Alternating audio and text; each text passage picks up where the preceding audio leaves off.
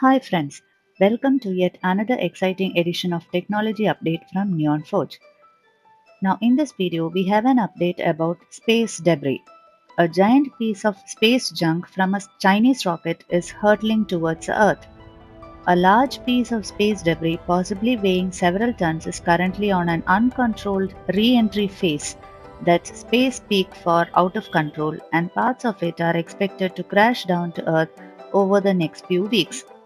The debris is part of the Long March 5B rocket that recently successfully launched China's first module for its proposed space station. The incident comes roughly a year after another similar Chinese rocket fell to Earth, landing in the Atlantic Ocean, but not before it reportedly left a trail of debris in the African nation of Cote d'Ivoire. If that isn't worrying enough, it is impossible to predict exactly where the pieces that don't burn up in the atmosphere might land.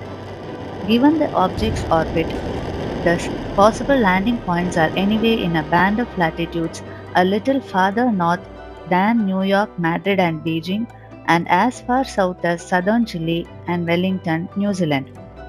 At the time, experts noted this was one of the largest pieces of human made debris ever to fall to Earth. We cannot say with certainty what fate awaits this latest piece of space junk. Now we have another update about space pollution. Scientists map rivers of pollution in the sky. Windy regions high in the atmosphere can transport pollutants like dust or soot thousands of miles around the world and disrupt everyday life for thousands of people. The dust storm is an extreme example of a phenomenon that happens regularly. The global transport of dust, soot, and other airborne particles, collectively known as aerosols, by jets of winds in the atmosphere. The result is a formation of what are called aerosol atmospheric rivers. Scientists have a way of looking at aerosol atmospheric rivers globally. They have developed a framework that gives them a way to study how these particle laden rivers in the sky affect the Earth's climate.